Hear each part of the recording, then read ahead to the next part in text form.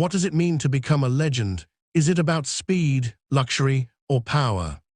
Sometimes a legend is born from the opposite, from a simple, brilliant idea and a promise of freedom for an entire nation. This is the story of an underdog, a people's hero, the tiny car with the biggest heart. This is the story of the Bambino. Picture this: Italy in the years after World War II, a nation rebuilding, needing not just hope but mobility. The dream was a car for everyone, something truly affordable. That monumental task fell to a brilliant engineer named Dante Giacosa, and what he created wasn't just a car, it became a legend. We know it as the baby Fiat, but its real name is the iconic Fiat 500. It all began on a summer day, July 4, 1957, in Turin. The Fiat Nuova 500 wasn't just launched, it was unveiled as a revelation. Imagine a car so tiny, at under 3 meters long, it could slip into any alleyway in Rome or Naples. Under its diminutive hood, or rather, in its rear, was a whispering 479cc air-cooled engine, producing just enough horsepower to be frugal yet functional. It had a charming rollback roof, a minimalist interior, and a price tag that was ruthlessly efficient. This was a people's car, delivered. And the people gave it a name. Instantly, across Europe, it was affectionately christened the Bambino, or Baby Fiat. It looked like a cheerful toy, but this was serious business. It became the vehicle for families, for workers, for a brand new middle class. Of course, the baby grew up.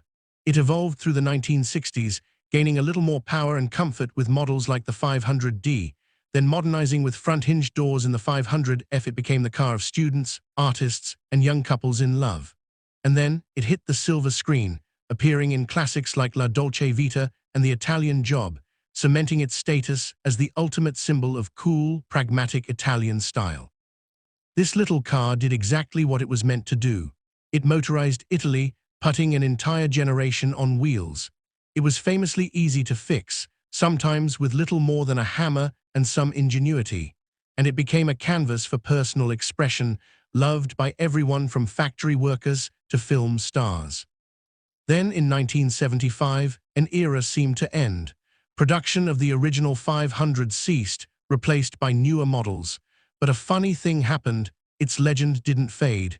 It only grew, becoming a coveted classic, a symbol of a golden age. That is, until 2007, 50 years after its birth, when the legend roared back to life. Fiat revived the icon with a retro-modern 500, capturing that timeless spirit, but with 21st century safety and technology.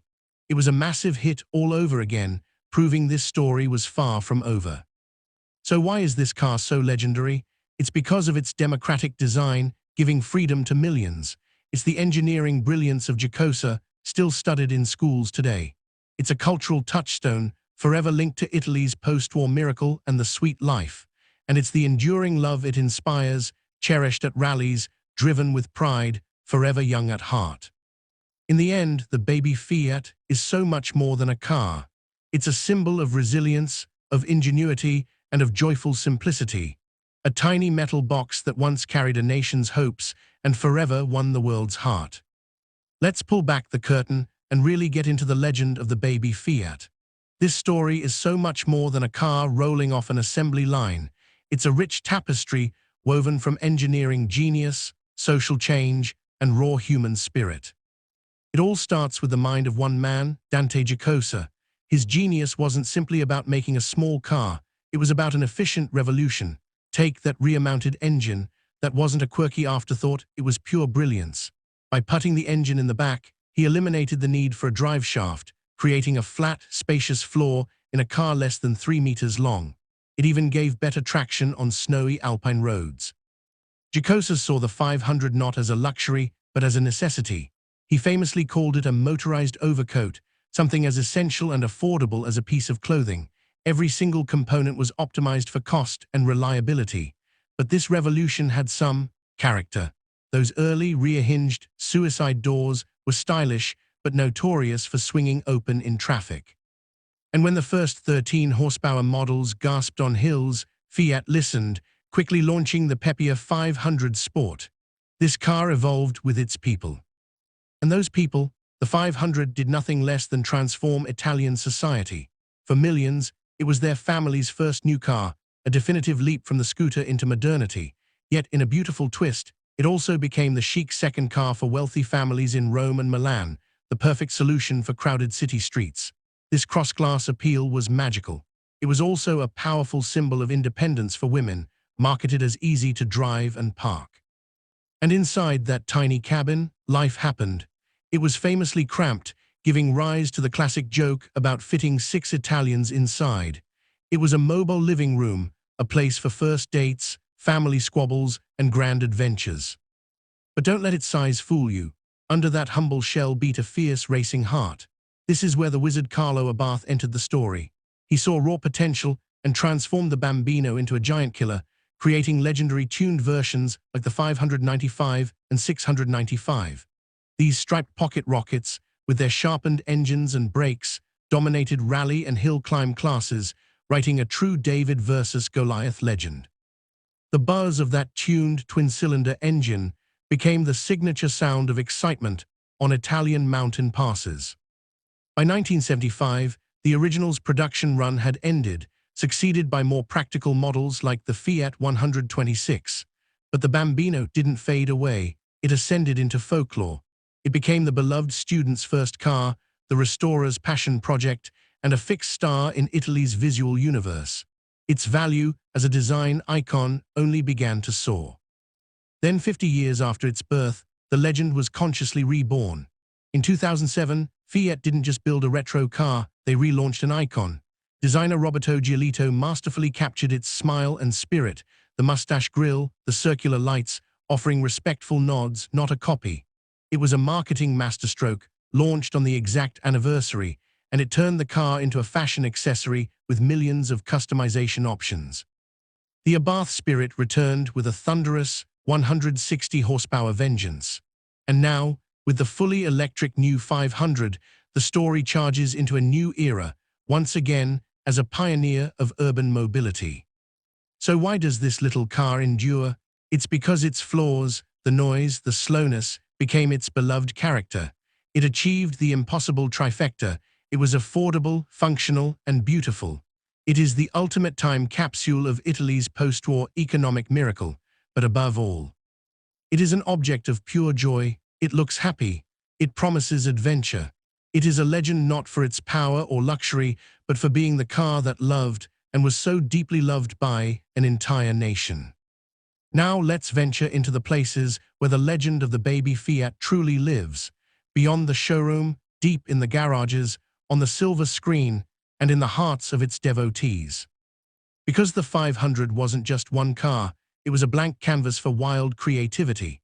Imagine the practical giardiniera, a station wagon with its engine laid flat under the floor, sporting woody side panels. It was the family workhorse and became the longest produced variant of them all. Then swing to the absolute extreme, the Jolly by Ghia. This was a 500 stripped of its doors, given wicker seats and a fringed canopy. It was less a car, more a beach cabana on wheels, built for the jet set and owned by legends like Grace Kelly. And between these extremes were custom coach builds, minivans for the post office, sleek coupes by Morty, and even a special, America, model with a plush dashboard that tried and failed to conquer the US market, making it a rare treasure today. But what was it really like to drive one? Step inside. First, you face the ritual, pulling the choke, the magic button starter, hopping the tiny engine would cough to life. Once moving, you dance the double clutch to master the non-synchromesh first gear, a true rite of passage. The heating was a feeble flap offering a whisper of engine heat, so you bundled up in winter and baked in summer. Your soundtrack was a glorious symphony of air-cooled buzz, wind roar, and rattles, all underscored by the unique perfume of hot oil, gasoline, and damp wool. This wasn't just driving, it was a full sensory experience. This character made it a natural star. On screen, it wasn't just background scenery, it stole scenes. In Fellini's La Dolce Vita, the swarming 500s are the buzzing, chaotic lifeblood of Rome, the paparazzi's chariot. In The Italian Job, they form the vibrant fabric of Turin's traffic. And in Pixar's Cars, the character Luigi is a love letter to the 500's soul, a small, passionate Italian dreamer. Its spirit traveled far beyond Italy too. It was built under license as the Seat 600 in Spain, where it motorized a nation and was nicknamed Pelotilla, the little ball. In Yugoslavia, it was the hardy Zastava 750. And on rally stages from Monte Carlo to the African savannah, the Bath-tuned 500s proved their incredible toughness, punching far above their weight. Today, this isn't just nostalgia, it's a living, breathing culture. Enthusiasts gather by the thousands in events called Raiduni, a buzzing pilgrimage of color and sound snaking through mountain passes. The debate between pure, original restoration and modern restore mods fuels endless passion. For many, the car's silhouette is even inked on skin, a permanent tattoo of heritage and love. So what is the secret to its eternity? The Fiat 500 achieves a magical contradiction. It is both humble and heroic, basic yet beautiful, mass-produced yet deeply personal. It answers a profound question: what is the minimum you need to deliver the maximum freedom and joy? It has touched every chapter of life, from a student's first beta to a grandmother's grocery getter, from a restorer's obsession to a billionaire's nostalgic toy. In the end, the baby Fiat is the automotive equivalent of a perfect folk song. Its structure is simple, its appeal universal. It's passed down through generations, each one adding its own verse, its own memory, its own meaning. That is why, from Alpine passes to Instagram feeds, the little car that could, and did, continues to buzz, to smile, and to endure. When we think of an automotive icon, we often picture roaring V12s or sleek, impossible supercars, but the greatest legends aren't always written in horsepower. This is a different story, a story about a promise of freedom woven into steel and shaped by quiet genius. This is the story of the Fiat 500. Let's set the scene in post-war Italy, a nation picking itself up, its people on the move, but mostly on bicycles and buzzing Vespas. There was a shared, urgent dream, a true people's car, something affordable for the factory worker, the shopkeeper, the growing family. That monumental task fell to a brilliant and unassuming engineer, Dante Giacosa. His mission wasn't to build a status symbol. He envisioned something far more profound. He called it a motorized overcoat. Something as essential, as accessible, as a piece of clothing. And then, on a sunny July 4th in 1957 in Turin, that promise took a tangible form. It rolled onto the stage, the Fiat Nuova 500, and the world couldn't help but smile. It was absurdly tiny, barely 3 meters long, with a cheerful, optimistic face and a fabric sunroof you could roll back with your own hands. Under its little rear deck, a minuscule 479cc two-cylinder engine purred to life with just 13 horsepower. It was basic, it was slow, and it was an instant revelation. Italy had found its bambino, its baby. And with that, a quiet social revolution shifted into gear. For millions of Italian families, the 500 wasn't just their first car, it was their first real step into the modern world. It meant a Sunday drive to the coast, a grocery run without the scooter, a mobile, private cocoon for young love. It was the great democratizer of mobility. But here's the beautiful twist. This humble car had a cross-class charm. While it put the working class on wheels, it also became the chic, perfect parking second car for wealthy families in Rome and Milan. It was, quite uniquely, everyone's car. Now driving this little legend was a full sensory experience, a rite of passage. You had to master the ritual, pull the choke, press the starter, and hope. You learned the double-clutch dance to coax it into first gear. In winter, you bundled up. The heater was just a flap that diverted a faint whisper of engine air. In summer, you baked. Your soundtrack was a glorious, honest symphony. The distinctive air-cooled buzz, the whir of gears, the roar of the wind, all underscored by the unique perfume of hot oil, gasoline, and wool upholstery. These weren't flaws to its owners. They were the price of admission to a new world of freedom, and they paid it gladly. And that spirit was so potent, it simply couldn't be contained. This is where a wizard named Carlo Abarth entered the story. He saw a fierce racing heart beating beneath that humble shell. He transformed the gentle bambino into a striped, roaring giant killer, the legendary Abarth 595. These pocket-sized rockets dominated hill climbs and rallies, crafting an underdog legend that endures to this day. The car's charm made it a natural star. It didn't just appear in films, it stole scenes. In Fellini's La Dolce Vita, The swarming 500s are the buzzing, chaotic lifeblood of Rome. In the Italian job, they form the vibrant, living backdrop of Italian city life. It became more than a prop, it was a symbol of an entire era. Now all legends must eventually evolve.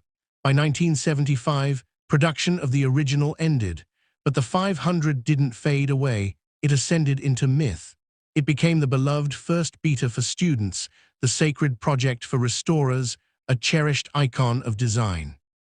Then 50 years to the day after its birth, Fiat performed a kind of magic. In 2007, they didn't just re-release an old car. A designer named Roberto Giolito did something remarkable. He recaptured its soul, that smile, that joyful proportion in a modern package. The new 500 became a fashion accessory, a tech-savvy city dweller, and in a bath form, a thunderous pocket rocket. It was a global hit, proving the idea was timeless. And today, as the fully electric new 500, the story charges forward, once again positioning this tiny titan as a pioneer for a new era. So why does this story resonate so deeply? Because the Fiat 500 answered a beautiful, almost philosophical question. What is the minimum amount of car needed to deliver the maximum amount of freedom and joy? It is a masterpiece of sufficiency. It is humble yet heroic, basic yet beautiful, mass-produced yet deeply, profoundly personal. It carried not just families, but the dreams and the very identity of a nation rebuilding itself. In the truest sense, it is the little car that could, and did, and continues to do so, buzzing toward the future with the same hopeful, persistent smile it first wore in 1957. La legenda continua, the legend continues. From a post-war dream to a symbol of la dolce vita, the baby Fiat proved that the greatest impact often comes in the smallest packages. It wasn't just a car, it was a key to a new life. It taught us that character matters more than horsepower and that joy can be found in simplicity. Its story is far from over. It's the car that defined a country, the underdog that became a giant. You know the shape, but do you know the story? So that's the epic saga of the baby Fiat. From Dante Giacosa's drawing board to the electric future, it's a legacy built on joy. If this story sparked joy, do the thing, smash that like button, subscribe for more deep dives into automotive icons, and tell me in the comments, would you daily drive a classic 500? Until next time, keep exploring. Ciao.